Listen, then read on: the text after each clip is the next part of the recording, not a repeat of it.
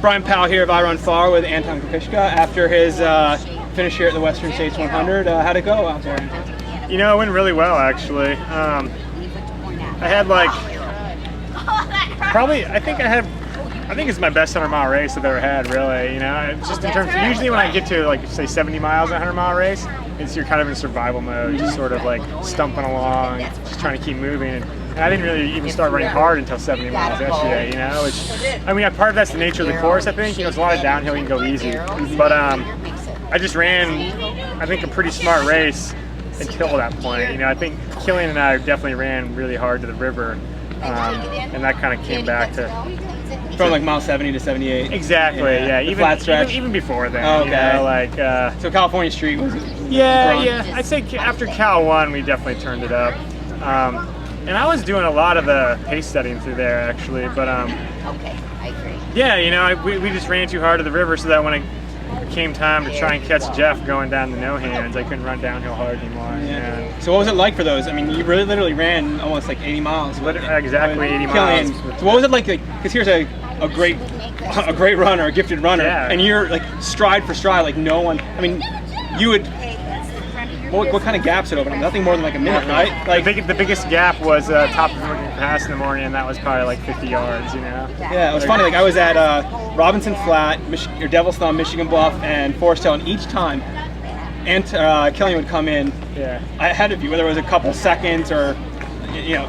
Well, I mean, step, and then you would come through the aid station. Well, before each aid station, he would sprint ahead to because he was spending more time in the aid stations. Yeah. So we were running like literally like stride for stride while we were on the trail, and then like into the aid station, he would sprint ahead. I'd have a little smoother transition, so I'd be ahead out of the aid station, but then we just run together the rest of the way. So how is that like? When your aid stations are very dialed in. It's very simple. You just, like, I got the best crew in the world, man. Like, I mean, it was just like, well, that's the other thing. I don't require a lot, you know. It's like tie a bandana around my neck and stuff my pockets with gels and hand me 2 bottles, and away I go, you know. So yeah, I mean, that was good. But I mean, no, running with Killian, I mean, that's why.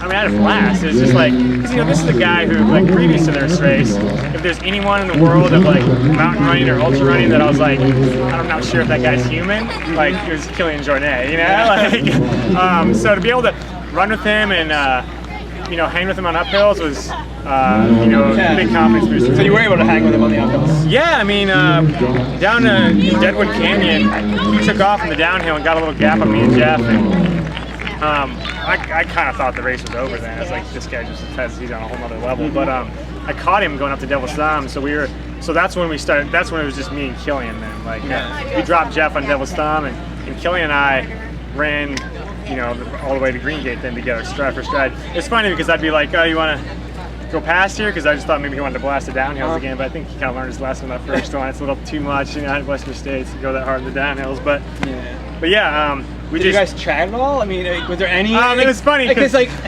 I did 80 miles with the same person. Yeah, my Spanish is about as good as his English, so he'd be like, oh, it's hot, you know. I'd be like, mucho calor. And that's about it, you know, that kind of stuff, you know. But no, not really. Seemed like a good guy though. Oh yeah, Killian's a great guy. I mean, just a class act for sure. Cool. Yeah. So. You ran with Killian for a while, and then you pulled away. Where did you pull away?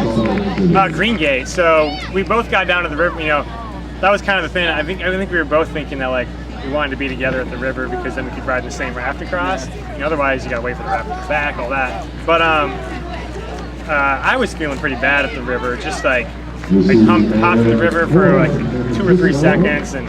Blood pressure dropped. It was kind of just like dizzy for a little bit. So we hiked maybe the first like 50 yards of that climb, and then we just ran stride for stride up the Green Gate. And Jorge was basically Jorge Pacheco, and Jen was with me, and we got to Green Gate. And I went to the water, filled the bottles, and he went for the shade, just like laid down, and I never saw him again. Okay. So Jen actually thought he was ahead of us. She didn't see him lie down. I was like, nah, he's back there. And he's looking so great, you know. So, what kind of updates were you? Did you get any updates on the course of how your lead was going over Jeff? At all? Never. The only update I had was when we got to Green Gate. we heard cheers down at the river, so I figured that was whoever's in third. I figured it was Jeff. And that was, you know, so I figured it was about 15 minutes or so. And I was like, at that point, I was like, you know, 15 minutes, like, it's really hard for someone to make up 15 minutes. You were feeling pretty good still at that point? I mean, like, reasonably? Reasonably good. You know, not great. I was hitting kind of a low patch. Like, the river just wasn't great for me. But I started feeling good after that, and we were running really hard at some points. And, you know, I dropped Jen a couple times in some uphill sections. But then, yeah, like mile 88 or so, Jeff just was blowing by with Dave. And I mean, obviously he was like, you know, going particularly hard to pass me, to like, you know, a concerted move. Yeah, exactly. But and for like a minute or two, I was definitely a little demoralized. I was just like, geez. I mean, I even said to Jen, I was like, wow, that was impressive. You know, like I'm running hard right now, and I wasn't feeling terrible. But then like I just kind of like mentally like switched gears and started running hard after him. And even by Brown's Bar, then just like a couple miles later, like I guess the gap was down only like a couple hundred yards or so. Okay. So then I almost caught him going up to Highway 49 because all day I was stronger on the climbs than Jeff. There's a little short climb there. We just couldn't cross it. Yeah. You know, I was trying as hard as I could. You know, like but that's what it was. Yeah, so you ran a course record by 23 minutes. Just someone else, you know, 6 minutes faster. Yeah, so I mean, it's got to feel, I mean, you did have a great 100 with that kind of time. Yeah, exactly. I mean, how amazing do you think Jeff's performance is? I mean, it's very solid. What basically happened was he ran just a touch smarter than me, you know? Like, I think he was probably a little bit more conservative with Cal Street. Kelly and I were like duking it out. But at that point, like, I was just, you know, you have to consider Killian a legit contender. Like, he wasn't really showing any signs of weakness going on Cal Street, so I was racing against him. You know, maybe we should have backed it off, but if I'd backed off, he probably would have got a gap on me, you know? So, I mean, you just gotta, like, you know, my downhill legs were just a little bit shot. Yeah. What kind of water were you asking? I'm not going to ask him because how much fluids were you carrying on the course? Because, I mean, Killian wasn't even carrying any. Yeah, he wasn't. He picked up like just like a water bottle, like, you know, like maybe like a liter Aquafina bottle or something at Devil's Thumb, and he carried that to like Forest Hill. But other than that, he wasn't carrying fluids. I mean, I had 2 bottles from after Duncan Canyon. I started with one, and I would pretty much drain both in between, even like a 4 or 5 mile stretch. I mean, well, you know, I'd jump a little on my head, but I think most of it. Yeah. So what's up next for you? You're not tempted to try to find a way into UTMB. Are you in UTMB? I'm not in UTMB. I'm not tempted either. It just doesn't jive with like my work schedule. Oh, okay. I was gonna say like that'd be one heck of a rematch. You, it would be Killian, Jeff, and Jurek, and well, Scott, Scott's going over too. Next for me is well, I'm gonna recover, make sure I'm healthy, and then either Pikes Peak or Leadville.